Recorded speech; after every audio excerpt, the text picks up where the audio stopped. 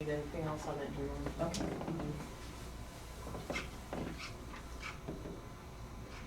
Sheriff next. Okay. Sheriff's next. You should really, can you put that special fund donation fund on the agenda? For the sheriff's office? Mm-hmm. Yes.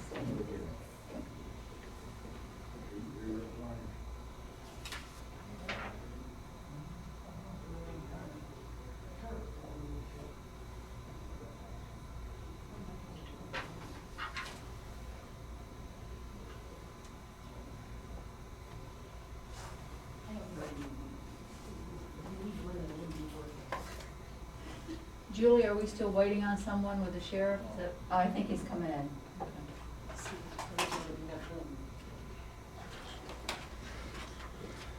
Morning, morning. How's everybody? Good morning, good. Morning. Good, good. All right. Yeah, you can sit right there. This is Brian Morgenstern from the, he's our jail administrator. Okay. And so let me ask you, how do you want me to, good morning. Morning. Did you just want me to just work off of my computer then? Yeah, I think that was the best thing, right? Okay. All right, so do you guys have a screen that you want me to put this on, or do you want to just? No, because we have to have that screen used for Oh, okay, Zoom. sounds good.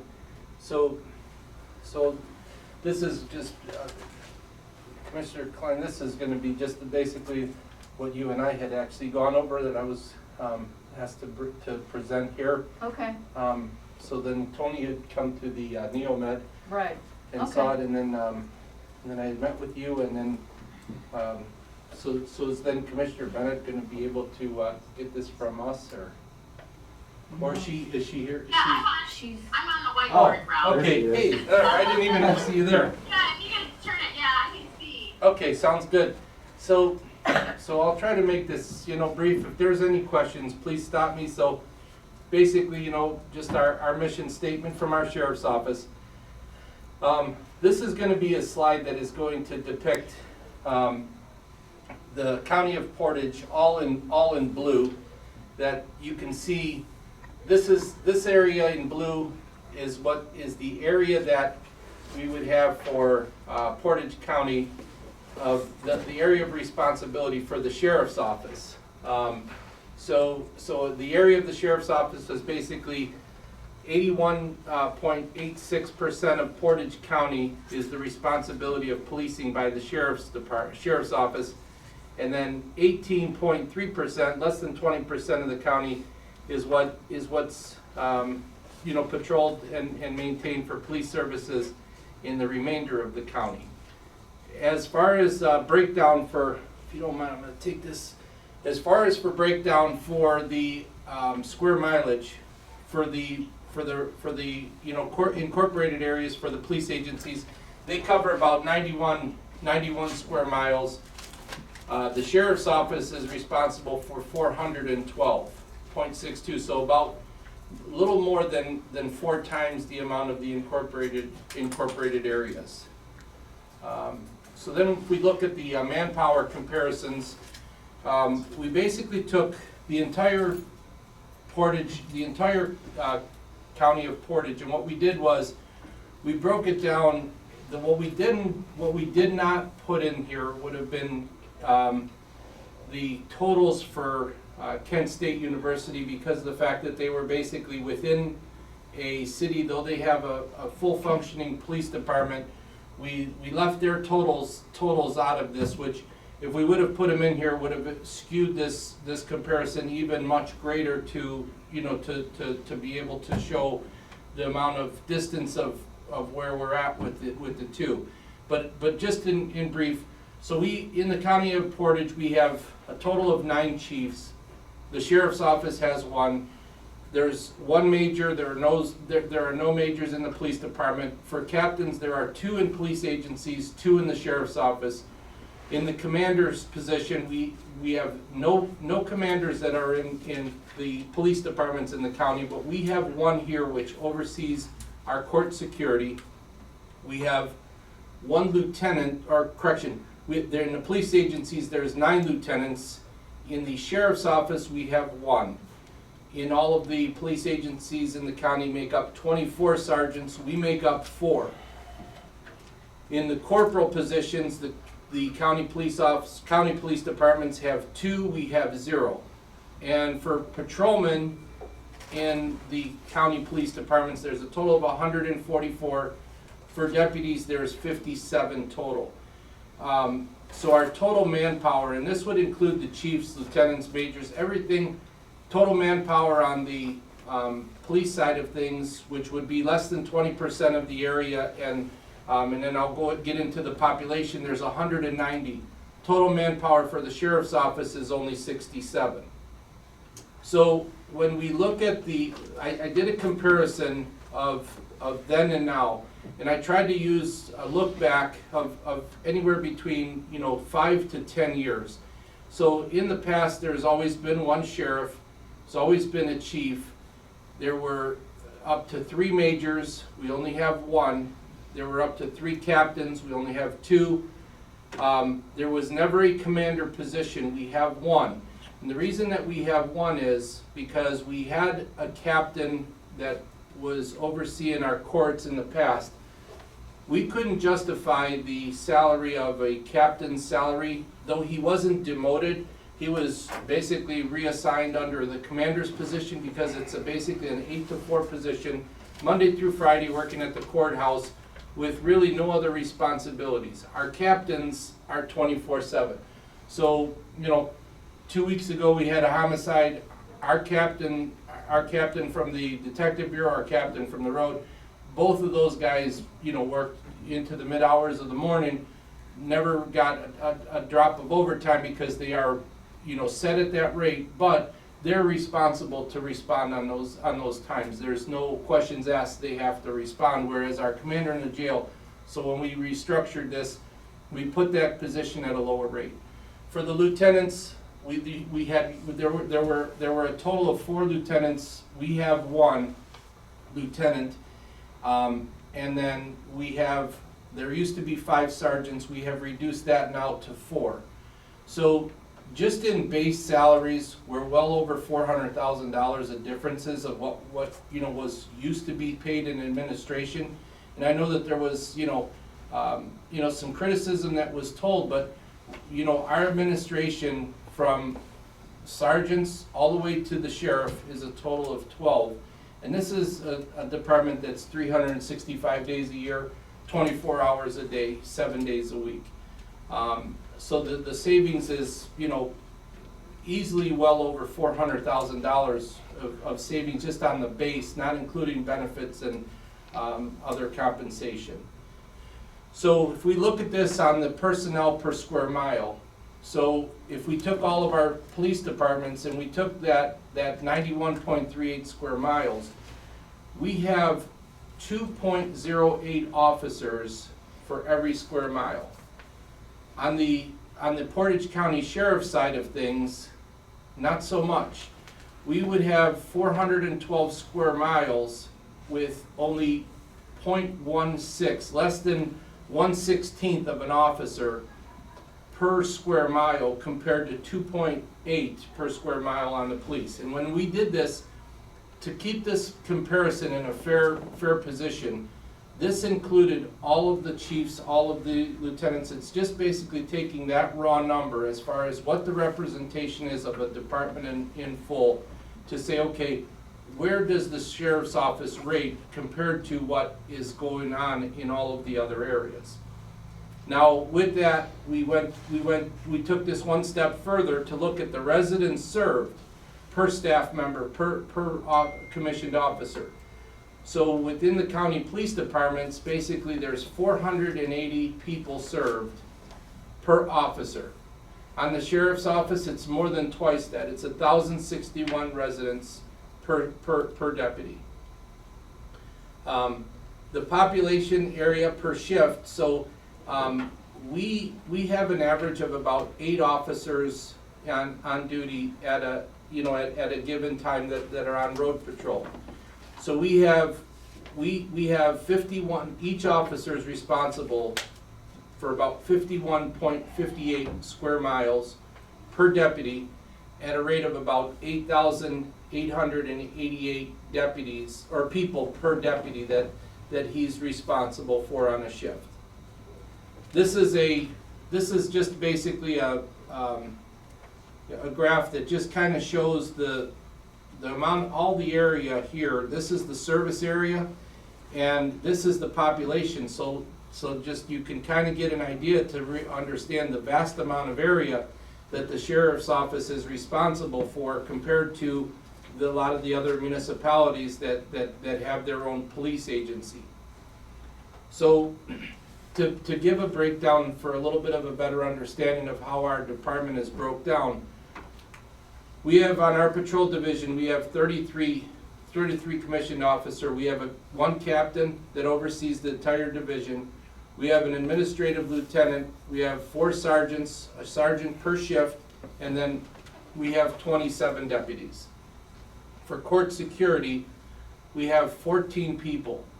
There's 1 commander and then 13 deputies. Out of those 13 deputies, 5 of those are full-time, and then the remainder of those positions are part-time positions. Is that a mandated thing? It's not a mandated thing, but just it's been a situation that, because of the amount of courthouses, and we would cover the juvenile detention center, because there's a juvenile court there, and their process that we're mandated by the Ohio Revised Code to provide court security. Yep. So we're there. We're at the Ravenna courthouse, and then also in Kent. So that's and we have definitely taken a lot of criticism, on this when we put this presentation together, was because they're not necessarily giving us the criticism, but basically saying is can we justify there's 1 shift with only 8 officers, but yet the court has 14 officers for 3 buildings. And we try to explain to them is that, when there's multiple courts are in session, and we have to have a deputy for these courtrooms and everything, your manpower starts to go, and it's a big juggling act, and it's hard, to be honest with you, to be able to justify. It's hard to justify how many, how less, and there's no doubt about it. It gets to the point where sometimes, we've questioned it, and we've looked at this. We've actually done reductions in our part-timers to try to take off some hours off of the budget right now to just try to be able to see where we're at. But it's just, we have 2 assigned to Kent. We have 1 to Juvenile Detention Center, and then we have 11 with our commander at the Ravenna. But like I said, we've definitely have had to hear about it, because how do you go from 8 on a road of 400 some thousand, or 400 square miles, and we have 10 people in 1 building? So it's a big expense, no doubt. So then we have the Detective Bureau, which encompasses 1 captain and 5 detectives. We have a drug task force, which is made up of 1 major and 3 detectives. Then in our civil division, we have 2 people. Then there's 1 chief. There's 1 school resource officer, and the resource officer, I have that circled and highlighted in green because the schools pay us for those officers. So those salaries are compensated by the schools. We have 2 K-9 units, and we have 1.5 officers assigned to Jobs and Family Services. Once again, that's highlighted because Jobs and Family Services pays us for 1.5 officers. By half, that means that we have Marcia Zwick, that is full-time detective, and then we have Nick DeSario, who he's there part-time. Half of his time is there, and then half of the time is is at the bureau. But what's unfortunately, because Jobs and Family Services have so many child-involved cases, it never ends. So what we basically have is we have Nick that is over there handling cases, but his follow-up on that week is usually on Jobs and Family Services cases anyways, And then the problem is that it overflows into our other detectives too, because it's unfortunate, but it's just, there's just a lot of things that come out of that unit that require criminal investigations. And then in evidence, we have 1.5, and the reason I put 1.5 is we have Rich, that is our full-time evidence tech, and he's also right now, because of the shortage and the amount of cases, he's doing evidence, and he's taking on some cases in the detective bureau. And then we have one part-time evidence tech, that's all that he does is evidence. So what we basically got here is we've sat down, we've gone through a lot of this, and what we're looking at is the needs and the requests that we're basically trying to do is for us to be able, we have had meetings with the U.S. Marshals, with the DEA, with the FBI, and the AT, Bureau of Alcohol, Tobacco, and Firearms, to be able to add some people to those task forces. One of the big pluses for those task forces is because you become available to be in the share of their seizures. And many of the federal seizures are very large dollar seizures, sometimes into the millions of dollars. What the seizures will actually bring us is we'll under many years of evidence that has been shown of what they have gotten will far exceed what it will cost us to be able to have officers assigned to it. But we're in a situation, we really cannot assign any officers right now because we don't have enough to cover the basic needs of what we have. So what we would like to do is, our ask is for six additional deputies, so that we would be able to put 4 of those deputies into the task force. But then we would also like to have 2 more deputies that we would be able to put, because we have some shortages on the road.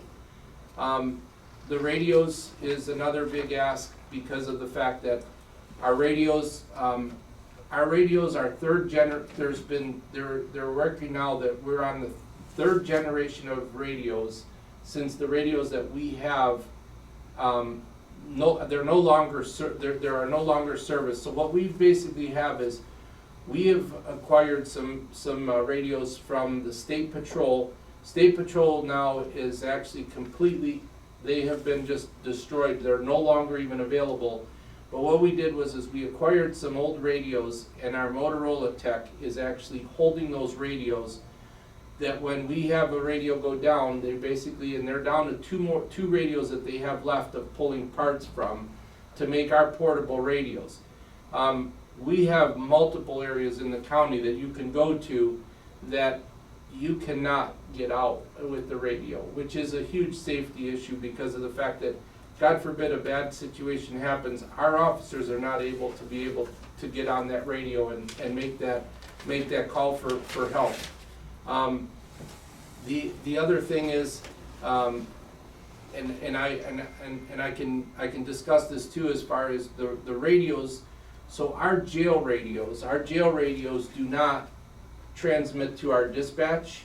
So when our corrections officers are in the cell block, if there was a situation in the cell block, whether there was an officer down, whether there was involved with, a situation with, a disturbance within the jail itself, our corrections can communicate internally, but they cannot reach to dispatch to be out of that. So it goes strictly to in-house only. The other situation is our radios will not dispatch or will not transmit outside. So the road people that would be responding for the backup and for the assistance, there is no communication there at all. And so the reality is this, is that I'm not here to go backwards to basically point fingers at anyone of when the new jail took place. We're newcomers here to this, so we're just kind of dealing with these situations that we have to deal with. But if I could have Brian Morgenstern explain that radio situation a second. So the current in-house, he's right, it transmits within the actual jail itself.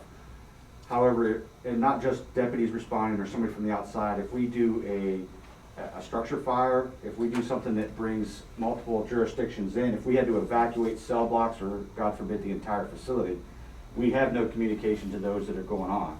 Case in point, back in the last fear test, basically that was a planned evacuation of what would happen if we had to evacuate the entire facility.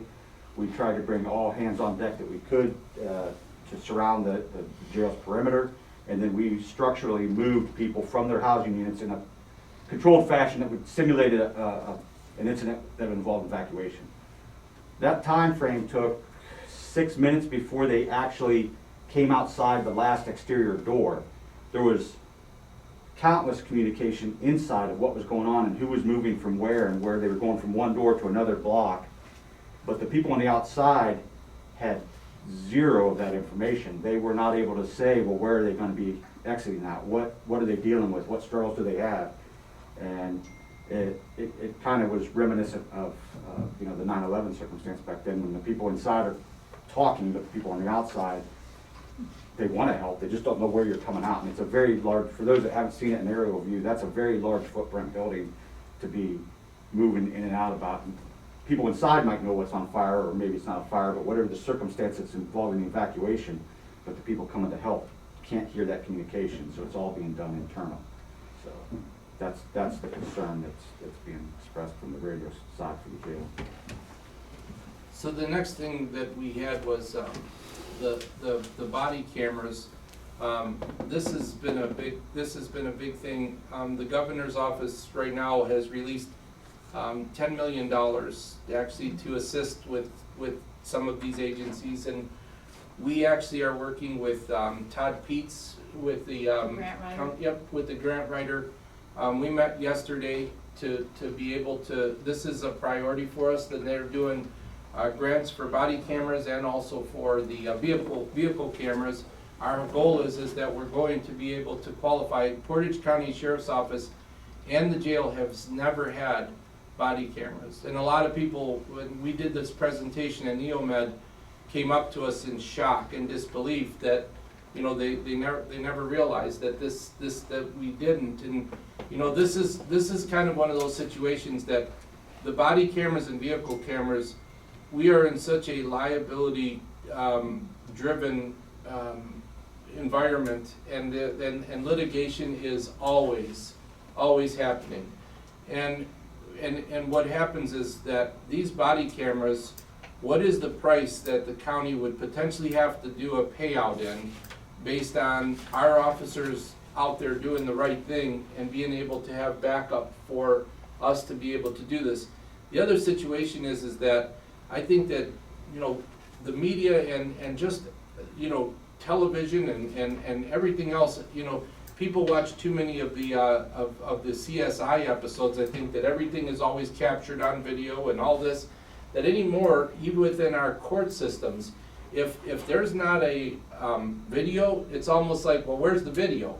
Well, we don't have a video because we don't have body cameras and we don't have vehicle cameras, so we really don't have a video. But the other thing is that we're also in a time and place where there's, just a lot of people constantly questioning our police officers, and when someone comes and files a complaint, we always have the ability of having and retaining that video to be able to say, this is what really happened, and if there's a situation that our officers were wrong, we'll handle that too. But if it's a situation where they're putting our officers in a bad way, not a good thing either. So it's just something that it basically levels the playing field, but more than anything, the preservation of evidence. There have been so many times, and I knock on wood, that we have not had major incidences of this, any time here within Portage recently, but yesterday there was a U.S. Marshal that was shot, I believe, in Canton. That there's been many times that body cameras, that an officer gets gunned down, unfortunately, and the only ability that we have to be able to look at that sometimes is with a body camera. And we are in such a rural area that backup could be literally half hour to 45 minutes away for a car to get to the scene of an officer calling for help, that a lot of stuff can happen in 45 minutes.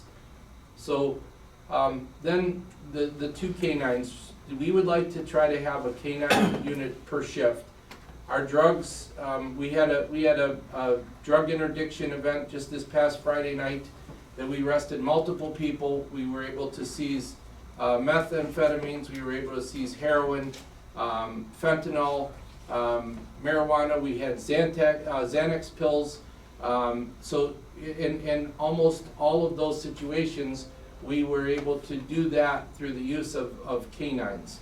The other thing is, once again, because of the way that Portage County is structured with the ruralness of our county, is it's just not something that's always easy with the amount of vast area to be able to have a canine to be able to track, whether it's tracking a suspect, whether it's tracking a lost child, whether it's tracking somebody that, you know, leaves the house with Alzheimer's. Canines have been utilized for so many different things, and it's just would be nice, and many times, in many instances, even within the entire county, there are hours of the day that we, you know, even if we tried to call for another canine in another agency, because everybody works together, it's just not available. And we would really like to be able to be in that position. In addition to speaking on the canines, is we are going to put a big push to try to, we have had many people that in companies and businesses that love the dogs and love canines and love the whole idea of the canine division, that we are going to start to fundraise for our canine unit. And currently we have two canines that do not cost the county, other than the officer's salary, and obviously was the startup of the vehicle and the equipment there, the food bills, the medical bills for the dog, all of that is all done on donation. The county does not pay for that. That comes out of a donation fund that we have.